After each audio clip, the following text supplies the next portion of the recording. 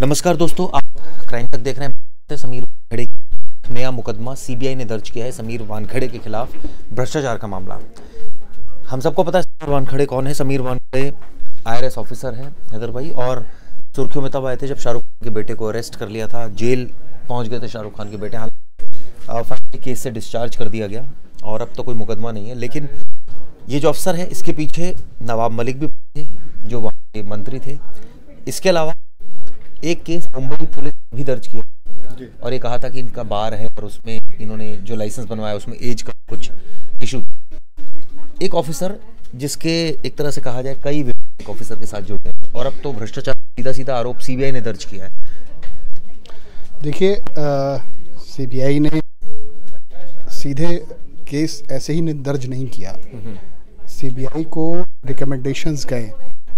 समीर वानखेड़े के खिलाफ departmental inquiry चल रही थी और जब ये केस हुआ था तभी से इनके ऊपर सवाल उठ रहे थे, क्योंकि इस पूरे मामले में कई ऐसी चीज़ें थी जिसमें बाद में खुलासे हुए कि गलत तरीके से गिरफ्तारी हुई, गलत तरीके से रेड किए गए, गलत तरीके से आपने लोगों को की अरेस्टिंग की गई। तो उसमें जो रिकवरी दिखाई वो बहुत गलत थी, उसमें क्वांटिटी बहुत कम थी। तो वो सारी चीज़ें पता में ये भी एलिगेशंस आए थे कि पैसे का लेन देन किया गया, किसने आर्यन खान को छोड़ने के लिए बीच में मांडवाली भी की पैसे, उनके भी गवाह बयान आए। बाद में एक डिपार्टमेंटल इंक्वायरी हुई जब विभाग के अफसरों को भी ये लगने लगा कि कहीं ना कहीं इसमें लोचा है पूरे केस में, तो उसकी डिपार्टमेंटल इंक्वायरी कराई गई। एक ऑफिसर के ज़रिए एक कमेटी बनाई गई, रिकमेंडेशंस किए और उस रिकमेंडेशन में बाकायदा लिखा गया कि जो ये वानखेड़े हैं जोनल डायरेक्टर जो थे, इनकी विजिलेंस प्रोसीडिंग हुई थी पूरी, जिसको ज्ञानेश्वर सिंह जो डेप्यूटी डायरेक्टर जनरल हैं उन्होंने पूरी इंक्वायरी की उनकी सरपरस्ती में। उसके बाद लिखा सबमिटेड हिज रिपोर्ट, और रिपोर्ट में कहा गया कि action taken against Wankhede as per prevention of anti corruption act as lapses were found on his part. तो रिकमेंडेशन केस में था जो आर्यन केस की इन्वेस्टिगेशन जी। तो उसमें सारी चीज़ें आ गई। उसमें आपका जो बार का मसला था, जो आप पैसे के लेन देन के एलिगेशन थे, वो सारी चीज़ें इसमें आ गई। इसके बाद जाके सीबीआई ने इसमें अब इनके खिलाफ दर्ज किया है। मैं बताते चलो, ये एक तिकड़ी हुआ करती। इसमें 3 ऑफिसर थे, समीर वानखेड़े, विजय सिंह एक ऑफिसर मुंबई में एनसीबी में थे, उनको अभी हाल ही में बर्खास्त कर दिया गया है। जांच वाच जब पूरी हुई पता चला कि इन्होंने जो ये क्रूज पे रेड की, पूरा एक प्लांट किया गया था। तो अब जाहिर सी बात है कि अब जो मामला है अब सीबीआई के पास है। अब फिलहाल चेन्नई में पोस्टिंग है, चूँकि इनके उस कैडर में वापस भेज दिया गया था समीर वानखेड़े को। समीर चेन्नई में पोस्टेड है, लेकिन अब सीबीआई जांच करेगी और एक एक परतें खोलेगी हर चीज़ की। जो एलिगेशन चाहे वो नवाब मलिक ने लगाए हों, चाहे आर्यन केस में जो गवाह थे या जो जिनसे पैसे की मांग की गई, या मुंबई पुलिस ने जो एलिगेशंस लगाए, उन सब पे अब जांच की जाएगी। जब ये पूरा मामला आया था, मुझे याद है उस समय उद्धव ठाकरे सरकार थी वहाँ पर मुंबई में, और ये कहा जा रहा था कि शाहरुख खान के बेटे को जो अरेस्ट किया गया है, ये जो एनसीबी आती है वो सीधा रिपोर्ट करती है गृह मंत्रालय को। तो वहाँ ये कहा गया कि देखो, पुलिस ने इसको अरेस्ट नहीं किया, मुंबई पुलिस ने इसको एनसीबी ने अरेस्ट किया, यानी कि सेंट्रल गवर्नमेंट ने ये कदम उठाया था, एक इनडायरेक्टली अगर देखा जाए तो एक अधिकारी ने। अब ये सीबीआई ने मुकदमा दर्ज कर दिया, तो क्या सेटिंग खराब हो गई ये कहा जाए? देखिए, जहाँ तक सेटिंग का सवाल है, एलिगेशन हर तरफ से लगाए जाते हैं। सेंट्रल स्टेट पे, स्टेट सेंट्रल पे, ऐसे ये एलिगेशन कोई नई चीज़ नहीं है कि सेटिंग ख़राब हो गई। कहीं ना कहीं लोचा है।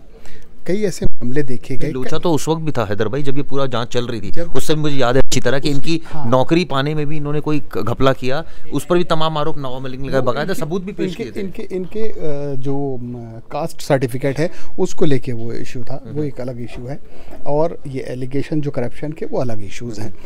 मैं आपको बता दूं, मुंबई ऐसी जगह है जहाँ पे ड्रग्स बहुत ज़्यादा इस्तेमाल और तस्करी होती है, और वहाँ पे चूँकि बॉलीवुड है, ग्लैमर है, चमक धमक है, तो समीर वानखेड़े को बताते हैं कि शुरू से जब ये एनसीबी में आए तो इनका जो टास्क था, बेसिकली वो टास्क ज़्यादातर जो होते थे केसेस बॉलीवुड से जुड़े, वो समीर वानखेड़े देखते थे। चाहे वो सुशांत रिया वाला केस हो, रिया चक्रवर्ती, ये भी इन्हीं के पास था। तो ये और ये ड्रग्स एंगल था वो वाला ड्रग एंगल। ओके। तब आर्यन का जब केस आया तो आर्यन के पीछे कई मुखबिर लगे हुए थे और वो इन्हीं के मुखबिर थे और उन्होंने खबर दी कि आर्यन किसी पार्टी में जा रहा है। चिराग, पार्टी में जाना कोई अपराध नहीं है, आप भी जाते हैं, तमाम लोग जाते हैं, कोई क्रूज़ पे जाता है, कोई क्लब्स में जाता है, तो वो पार्टी में गया। आपने उसके पास से कोई रिकवरी नहीं दिखाई, ना उसके पास से कोई रिकवरी हुई, फिर भी आपने उसको एक्यूज बनाया, जेल में रखा, सर्कमस्टेंशियल एविडेंस, और सिर्फ इस वजह से कि भाई ये बंदा ड्रग्स लेता है या ले रहा था या लेने वाला था या ड्रग लेने वालों से मिल रहा था, लेकिन उसके पास से न रिकवरी मिली, न मेडिकल में उसके ब्लड में कोई ऐसा सब्सटेंस मिला जो ये साबित करता हो कि इसने ड्रग्स ली थी। तो हाईकोर्ट ने बहुत फटकार लगाई थी इनको और केस को ख़त्म करने को बोला उसके ख़िलाफ़। तो जाहिर सी बात है कि इस पूरे मामले में शुरू से ही फिर इनकी खामियां नज़र आने लगी, फिर ये दामन बचाने लगे, फिर पता चला कि पूरा एक प्लांट किया गया था मुखबिरों के ज़रिए कि इसको कहीं से भी करके और इसको काफ़ी हाँ वो किया गया, सारी चीज़ें चली। तो उसके बाद जब ये कार्रवाई कोर्ट में पहुंची और कोर्ट में इनके पास जवाब नहीं था, जो डिफेंस लॉयर सवाल करते थे उनके पास जवाब नहीं थे, तो ये हुआ कि भाई अब तो साख बट्टा लग रहा है एनसीबी की। तो दिल्ली में जो बैठे हुए अफसर थे, डायरेक्टर जनरल जो थे, उन्होंने कहा कि ऐसा है कि अब इसमें जांच कराओ, मामला कुछ है गड़बड़। तो अपनी साख बचाने के लिए बाकायदा एक कमेटी बनाई गई, उस कमेटी की रिपोर्ट आई है। उस रिपोर्ट आने के बाद जो विश्वविजय सिंह है उसको बर्खास्त किया गया नौकरी से। दूसरा जो सबसे बड़ा ऑफिसर था जिसकी सरपरस्ती में सब कुछ ऑपरेशन पूरा चलाया गया, जिसके ऊपर एलिगेशन लगे, उसको भी अब अपने उसमें शिकंजे में लेने की तैयारी है। ऐसी कोई सेटिंग वाली बात देखिए नहीं, लेकिन क्यों मैं इसलिए कह रहा हूँ वाली बात, क्योंकि अभी वहाँ सरकार बदल गई है, अभी वहाँ बीजेपी सपोर्टेड सरकार है, सेंटर में भी बीजेपी की सरकार है, और यहाँ जब ये पूरा मामला सामने आया था तब सेंटर में बीजेपी थी और वहाँ उद्धव ठाकरे सरकार थी। लेकिन अब चूंकि मुंबई में भी एक मामला दर्ज हुआ इसके खिलाफ, जो मुंबई में दर्ज हुआ है वो बार वाला संबंधित है, तो क्या वो अलग इन्वेस्टिगेशन है और ये सीबीआई वाला अलग इन्वेस्टिगेशन? बिल्कुल, वो एक अलग इन्वेस्टिगेशन है। सीबीआई एक अलग इन्वेस्टिगेशन, ओवरऑल इन्वेस्टिगेशन करेगी, जिसमें एंटी करप्शन उसकी ब्रांच है, वो उसको इन्वेस्टिगेट करेगी। एक अधिकारी जो इतना चकाचौंध में रहता है, जो बॉलीवुड के केसेस करता है, जिसकी शादी भी एक्ट्रेस से हुई, साउथ इंडियन एक्ट्रेस थी जिनकी शादी हुई, दूसरी शादी थी क्योंकि पहली से कुछ गड़बड़ हुई थी। सवाल ये उठता है कि लाइमलाइट में रहने के बाद भी आपके अंदर इतनी हिम्मत कैसे आती है कि आप कोई गलत केस कर दे, और ये साख पर बट्टा लगने वाली बात है, क्योंकि अगर आप पकड़े जाएंगे या इस तरह की बात सामने आएगी तो बर्खास्तगी ही होगी, क्योंकि अब देखिए सीबीआई ने मुकदमा दर्ज कर लिया। कई मामलों में चाहे वो अपराधी हो या आपराधिक किस्म का ऑफिसर हो या अपराधियों से मिला हुआ ऑफिसर हो, वो हमेशा शुरू में थोड़ा सा हेजिटेट करता है जब उसको क्राइम या क्रिमिनल्स के साथ जुड़ता है, लेकिन जब उसको लगता है कि ये यूज्ड हो गया है, आई एम द किंग, और जब वो फीलिंग आती है आई एम द किंग, वो ख़तरनाक है। और समीर वानखेड़े के अंदर यही फीलिंग थी कि आई एम द किंग, मैं बॉलीवुड का किंग हूँ, और बड़ी बड़ी पार्टियों में बड़े बड़े उसमें महंगी कपड़े, महंगी बेल्ट, क्योंकि ऐसे ऑफिसर को कई सारे भ्रष्टाचार, कई सारे गिफ्ट्स भी मिलते हैं, कई सारे लोग ऑब्लाइज भी करते हैं, बहुत सारे ऑब्लाइज करते हैं लोग उनको। और मुंबई जैसे शहर में तो आप समझ सकते हैं किस तरीके से, जहाँ पे ऐसी माया नगरी की चकाचौंध है, तो उस चक्कर में मुझे लगता है ये उस दलदल में ऐसे घुसे कि फिर घुसते चले गए, और उसका अंजाम ये है कि अब सीबीआई ने केस किया है, और ये तो शुरुआत है। चिराग, मैं आपको बता दूं, इस केस में बड़ी मुश्किलों का सामना करना पड़ेगा समीर वानखेड़े को। कहने वाली बात एक और भी है कि ये जो कुछ मेरी बात हुई IRS अफसर से और कुछ और उनके बैचमेट से, उनका कहना है तो सरकार जो है वो अब अगेंस्ट में हो गई समीर वानखेड़े के और पीछे पड़ गई, इसलिए मुकदमे दर्ज किए जा रहे हैं। देखिए, ऐसा नहीं है कि सरकार अगेंस्ट हो गई है। सरकार कोई एक ऑफिसरिटी मतलब करप्शन कर रहा है तो सरकार कहती है भाई चलो एक बार, 2 बार, 3 बार, लेकिन अब इसको लो जांच में। और ऐसा सिर्फ समीर वानखेड़े के साथ नहीं हो रहा है, बहुत से अफसर हैं हिंदुस्तान में जिनके खिलाफ कार्रवाई चल रही है, जिनकी प्रॉपर्टी सीज हो रही हैं, जिनकी कुर्की किए जा रहे हैं, जिनके साथ तमाम चीज़ें हो रही हैं।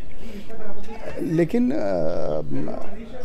कोई ऐसा और इतनी बड़ी बहुत बड़ी चीज़ भी नहीं है कि बहुत पॉलिटिकल बहुत उनका कद है और उसकी वजह से सरकार उनको डोमिनेट करना चाह रही है। इज़ जस्ट IRS ऑफिसर, ढेरों IRS ऑफिसर हैं हिंदुस्तान में, लेकिन आपके ऊपर एलिगेशन चूँकि संगीन है, बड़े लोगों से जुड़े हुए हैं और जिसको कोर्ट कह रहा है कि ये बेकसूर है।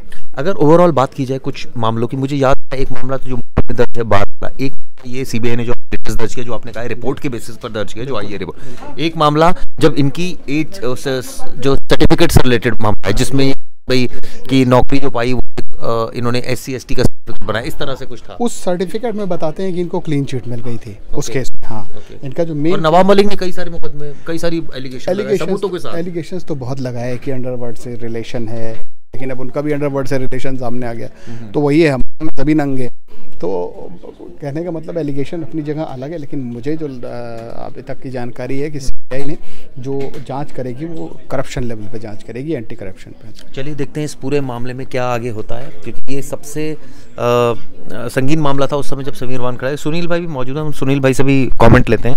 अभी भी उसी स्टोरी पर वर्क कर रहे हैं, क्योंकि सब काफ़ी इस खबर को लेकर मुझे याद है कि क्राइम तक ने एक मुहिम बनाई थी और लगातार इस खबर को हम लोगों ने दिखाया था। सुनील भाई, यही आपसे जानना चाहेंगे, इसमें चूंकि ये एक ऐसा अफसर था जिसके खिलाफ शुरुआत में एक मुकदमा मुंबई में भी दर्ज हुआ, अब जाकर CBI ने दर्ज कर लिया, तो क्या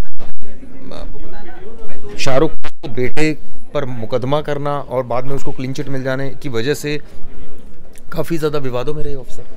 हाँ, देखिए होता क्या है चिराग भाई कि जब कोई आप बड़ा केस में हाथ डालते हो तो उसके बाद विवाद शुरू होते हैं, और जब भी कोई विवाद उठता है तो आपकी जड़ें भी खोदी जाती हैं। मतलब ये अक्सर ये होता है कि आप मतलब इस तरह की चीज़ों में जब हाथ डालते हैं ना, तो ये होता है कि कहीं आप भी तो गलत नहीं है, तो फिर चीज़ें खुदती चली जाती हैं। तो कुछ ना कुछ चीज़ें, देखिए हर इंसान के अंदर कुछ कमियाँ होती हैं, कुछ गड़बड़ियाँ भी होती हैं, और चीज़ें बाहर निकलती तो इनकी भी निकली हैं सेम उसी तरीके से। चाहे जिसकी अभी बात हुई है CBI की, कि CBI ने FIR की है भाई, उन्होंने जो इन्होंने सर्टिफिकेट दी है, आमतौर पर बहुत सारे आपने देखे होंगे एग्ज़ाम के लिए वो डेट का बड़ा इशू रहता है, आपका डेट ऑफ बर्थ का, ये सारी चीज़ें। तो इनके केस में भी आया, और फिर उनका विवाद फिर वो भी निकल के आया था कि जो आप शादी वाली जिसकी बात कर रहे थे कि उस पर इस तरीके से उनका जो निकाहनामा था उस पर कुछ और नाम था, फिर उन्होंने मुस्लिम धर्म और क्या क्या, चूँकि उनकी मदर के साइड हो गया था, बहुत सारी इशू इस तरह की चीज़ें निकली। लेकिन वही है कि जो अभी FIR हुई है वो बात सही तन सिंह जी ने कि पूरा विभागीय जांच हुई, ऐसा नहीं है कि तुरंत FIR कर दी गई है, पूरी विभागीय जांच हुई, उसमें वो चीज़ें सच पाई गई हैं। देखिए कहने पे तो किसी पे आरोप लगा, जिसकी आप बात कर रहे थे नवाब मलिक की हो, और चाहे शाहरुख खान के बेटे का जब मामला चला तो बहुत सारे लोगों ने तमाम तरह के आरोप लगाए थे। तो ऐसा नहीं कि तुरंत आरोप लगा और तुरंत FIR हो गया, ऐसा नहीं है। उसकी बाकायदा उसकी जाँच हुई तो वाकई वो चीज़ें पाई गई हैं कि नहीं। और हमेशा ये आपको बता दें कि कोई भी सरकारी नौकरी अगर कोई पाता है, उसमें कोई भी गलत जानकारी देता है, एक भी गलत जानकारी देता है, तो पूरे मतलब ये पूरे कॉन्स्टिट्यूशन में, हमारे संविधान में लिखा हुआ है कि अगर आपकी जैसे नौकरी आपकी 50 साल तक की है, लेकिन 48 साल का है और 2 साल बचे, तो भी अगर वो कमी पाई गई तो आपकी नौकरी पूरी जा सकती है, और फिर पूरा उसका पूरा पैसा जितने आपने रेवेन्यू कमाए थे वो सारी चीज़ें रिटर्न भी करनी पड़ सकती हैं अगर उसमें कुछ ऐसी चीज़ें निकलती हैं तो ये बहुत बड़ा आरोप है कि इस तरह की चीज़ें लेकर के उन्हें कभी उन्होंने सोचा नहीं होगा कि भाई ये चीज़ें हमारी कभी परतें खुलेंगी। लेकिन देखिए जब भी आप बड़े इस तरह के केसेस में हाथ डालते हैं तो चीज़ें तो देखिए खुलने लगती हैं। और कई बार ये भी होता है ना, ये भी बोला जाता है कि या तो आपने काम ही ऐसे किए होते हैं कि कभी ना कभी तो निकलेगा ना आपका पाप। देखिए गलत करेंगे तो देखिए निकलेगा ही चिराग भाई। उन्होंने गलत सर्टिफिकेट दिया है तो जाहिर सी बात है वो गलत है तो गलत है ही, वो चीज़ें तो निकलेंगी। अब यही है कि वो कहते हैं ना कि वो चोर की दाढ़ी में तिनका, और कई बार हम लोग जानबूझ करके कोई चीज़ें करते हैं तो अपनी परतें तो देखिए खुलेंगी। तो इनको भी ये चीज़ें सोचनी चाहिए थी। हाँ, हालांकि मैं इसके पक्ष में बिल्कुल नहीं हूँ कि अगर कोई गलत था उसके ऊपर एक्शन लिया तो इन्होंने गलत काम किया। बड़ा छोटा क्या होता है, फिल्म स्टार हैं। आप देखिए इन्होंने मीका सिंह को भी, जब वो स्टारडम थे, एयरपोर्ट पर इनको रुका था और 1 लाख रुपये का इनको चालान देना पड़ा था मीका सिंह को।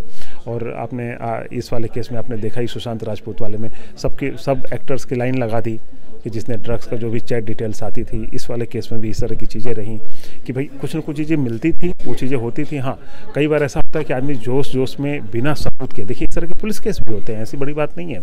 हम लोग क्राइम में रिपोर्टिंग करते हैं तो देखते हैं कि पुलिस ने क्या नाम है कि किसी को पकड़ लिया, सबूत ही नहीं है, पता चलता है कि वो जमानत पर छूट करके 10 दिन में बाहर आ जाता है। लेकिन वही है कि वो सामान्य केसेस होते हैं, उसकी इतनी चर्चा नहीं होती है। वही एक अधिकारी है, वो किसी बड़े पे हाथ डाला, वो छूट के आ गया तो उसकी चर्चा होती है, जिसकी आज हम डिबेट करते हैं। तो बस फ़र्क इतना ही है।